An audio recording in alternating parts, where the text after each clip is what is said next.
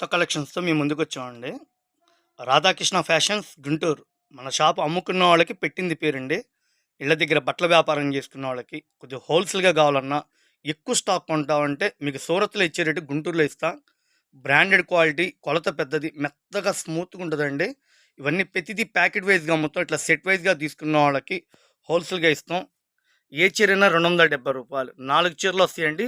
ఒక ప్యాకెట్కి 4, రూ.